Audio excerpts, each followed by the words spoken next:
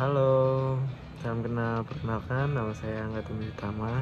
Saya dari program studi pendidikan sosiologi dengan NIM 1405625124. Kali ini saya akan membahas yang berjudul Demo Mahasiswa dan Kebebasan Berpendapat di Kampus, antara ruang demokrasi atau kontrol sosial. Sebelumnya saya membahas ini tuh karena saya mempunyai ketertarikan lebih yang sudah dibahas di 4 tahun lalu atau sekitar 5 tahun lalu, yaitu oleh Bung Rocky Gerung. Saya sering dengerin debatnya segala macam. Kebetulan saya juga salah satu fans atau bisa dibilang pengikut beliau. Saya bahas ini karena pada saat itu beliau tuh selalu gembar-gembor mengenai kebebasan berpendapat ini, karena kata beliau kebebasan berpendapat itu kebebasan berpendapat di Indonesia ini kayak lagi kurang dipahami oleh isinya. Jadi yang saya tahu dari Prof. Rocky Gerung ini atau Bung Rocky Gerung ini, dia ngebahas kayak kebebasan berekspresi atau berpendapat itu adalah hak segala bangsa dan itu nggak bisa diatur. Jadi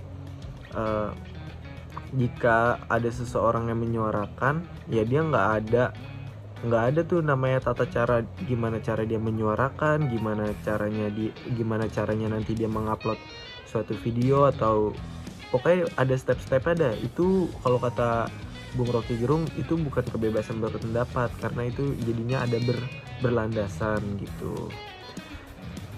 Ya, di sini saya udah buat naratif teksnya yang saya akan bahas. Yang pertama, pada video kali ini bakalan ngebahas lebih ke fenomena demo mahasiswa dan kebebasan berpendapat di lingkungan kampus dalam sudut pandang sosiologi ya tentunya, karena saya program studi pendidikan sosiologi. Yang dilihat sih belakangan ini aksi demo mahasiswa sering banget kembali muncul karena ulah-ulahnya para oknum dan government atau pemerintah yang kurang mendengar aspirasinya masyarakat kecil seperti saya. Jadi apalagi kayak misal dilihat dari lingkungan kampus gitu kan, juga kayak misalnya ada demo mengenai kenaikan UKT sedangkan fasilitasnya aja belum memadai kan. Jadi sampai kritik-kritik kebijakan kampus yaitu menjadi fenomenal. Jadi menurut saya ini menarik gitu buat dibahas, karena kan kampus harusnya tempat belajar akademik, tapi jadi juga ruang sosial atau ruang demokrasi sebagai masyarakat gitu. Namun di sisi lain sering tuh ada pertanyaannya, apakah demokrasi mahasiswa masih dianggap penting? Apakah kebebasan berpendapat di kampus benar-benar diberikan? Dan bagaimana hubungan mahasiswa dengan pihak kampus maupun pemerintah dalam fenomena ini? Jadi dalam video ini saya pribadi benar-benar akan membahas demo mahasiswa sebagai bagian dari organisasi pendidikan, fungsi kampus dalam masyarakat, serta hubungan kekuasaan yang terjadi di dalamnya. Kita masuk nih ke isi pembahasannya. Dalam sosiologi organisasi pendidikan kampus yang udah saya pelajari dan saya resum dan catat gitu. Kampus tuh dipandang sebagai sebuah organisasi sosial yang memiliki aturan, struktur, tujuan, serta hubungan kekuasaan. Kampus bukan hanya tempat transfer ilmu, tetapi juga pembentuk karakter, pola pikir, dan kesadaran sosial mahasiswa. Mahasiswa sering disebut sebagai agent of change atau agen perubahan.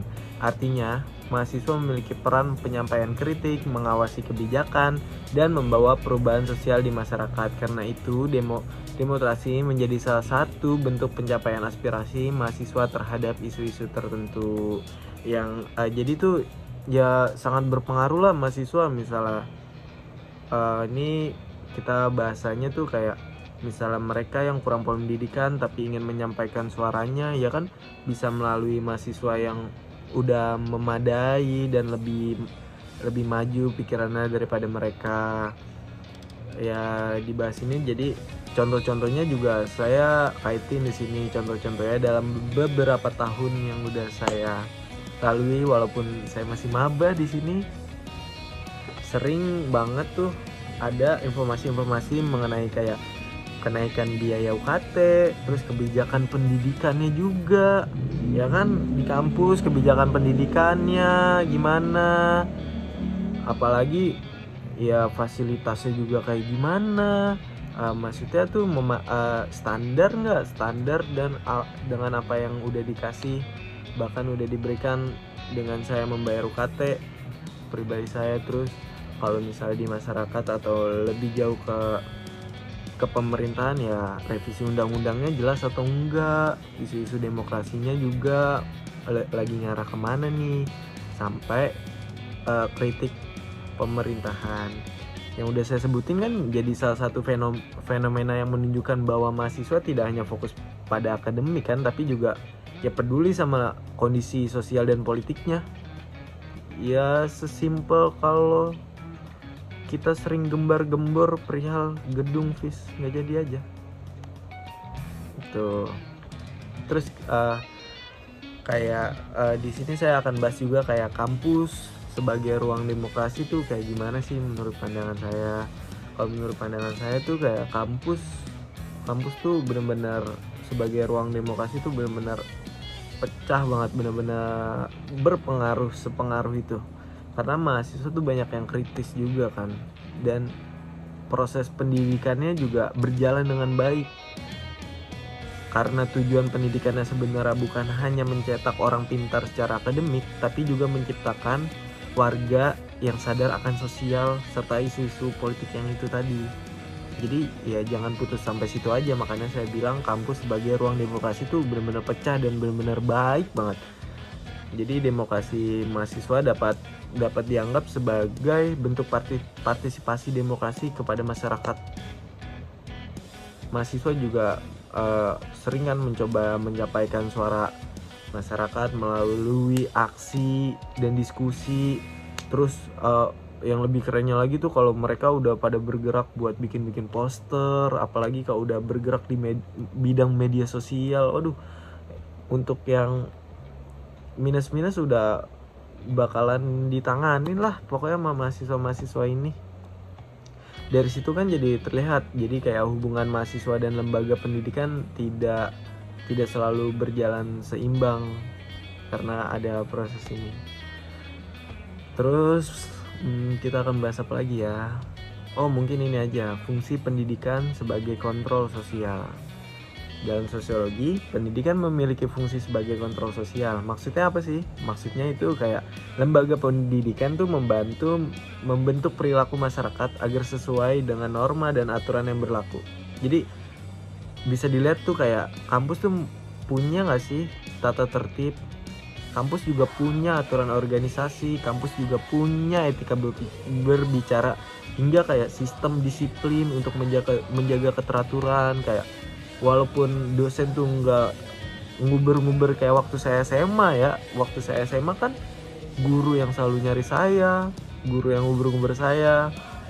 Tapi di sini tuh kayak, ayo kamu coba try diri kamu supaya gimana nantinya kamu disiplin. Gimana dengan cara itu? Makanya dosen selalu memberikan batas waktu tertentu untuk masuk kelasnya. Jadi ya kamu misalnya masih boleh masuk tapi kan nggak dihitung dalam absen. Itu jadi punya beban moral dan tanggung jawab terhadap diri sendiri aja kan dari situ. Kita bahas apa lagi ya? Oh ini dampak positif dan negatif mahasiswa kalau demonstrasi. Yang saya lihat ya udah, jadi kayak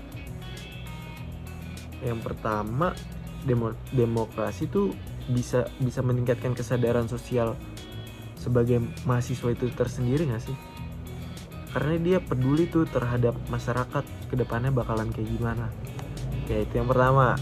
Yang kedua, demokrasi menjadi sarana latihan demokrasi dan keberanian penyampaian pendapat. Kalau kita nggak dimulai dari situ, nanti kita gimana mau ke depannya? Misalnya kita udah nggak ada yang berani buat ngasih aspirasi dan pendapat itu, ya nanti yang di atas sana semena-mena aja dong terhadap hak-hak kita itu. Dan yang terakhir, demokrasi menjadi salah satu kontrol kali ya, mungkin jadi salah satu kontrol pemerintahan maupun kepemerintahan kampus juga. Itu positifnya. Kalau negatifnya ya udah yang kalian lihat-lihat oknum aja sih, soalnya menurut saya mahasiswa tuh nggak mungkin kan kayak ngerusak fasilitas umum, menyebabkan kerusuhan, mengganggu kegiatan belajar segala macam. Menurut saya mahasiswa nggak etis aja untuk melakukan itu. Cuman karena yang di atas ini bisa dibilang licik, jadi ya diadu domba aja antara keduanya. Jadi stigma dan labeling mahasiswa kalau demo itu, kalau udah ada kerusuhan ya udah pasti mahasiswa telak gitu segala macam. Karena padahal menurut saya ya itu oknum aja. Jadi kesimpulan yang udah saya sampaikan, demo mahasiswa merupakan bagian dari dinamika organisasi pendidikan dan kehidupan demokrasi di kampus. Fenomena ini menunjukkan bahwa kampus bukan hanya tempat belajar akademik. Itu harus diingat tuh. Jadi yang udah saya jelasin, kampus jadi sebagai demokrasi segala macam. Terus juga kampus juga menjadi ruang sosial untuk membentuk kesadaran kritis mahasiswa. Kebebasan berpendapat juga benar-benar junjung banget tinggi, karena menurut saya dosen-dosen saya, apalagi Pak Ubedillah Badrun ya Pak, makasih banget ilmu-ilmunya. Benar-benar setiap ada kelasnya dia tuh kayak ya udah bertektokan aja dengan mahasiswa. Jadi mahasiswa yang salah pun yang nggak disalahin sama dia, tapi dia bilang kayak lebih baiknya kamu berpikir secara kayak gini. Jadi dia nggak nyalahin, cuman mengantisipasi kalau nanti ketemu lawan bicara yang kontra, jadi kamu bisa menang dalam sisi lain gitu. Namun praktik yang kebebasan itu juga sering berbenturan juga dengan fungsi kontrol sosial dan kepentingan lembaga pendidikan maupun pemerintah. Karena itu diperlukan keseimbangan antara kebebasan penyampaian aspirasi dan tanggung jawab dalam bertindak. Yang tadi saya bilang tuh, mahasiswa pasti punya kesadaran lebih buat perihal kayak transum nggak akan kan dia mungkin ngerusak, karena mereka juga masih butuh itu, karena banyak juga mahasiswa yang masih menggunakan transportasi umum itu. Terus sama yang terakhir, mahasiswa juga menurut saya harus tetap kritis dan berani menyampaikan pendapat. Jangan sampai berhenti, bener-bener jangan sampai berhenti, karena kampus udah ngasih peluang itu, jangan disia-siain aja. Kampus juga sering ngasih luang-luang dialog supaya demokrasi itu di dalam pendidikan tetap berjalan dengan baik dan gak akan mati. Terima kasih, itu aja yang cukup saya sampaikan. Kurang dan lebihnya mohon maaf. Assalamualaikum warahmatullahi wabarakatuh.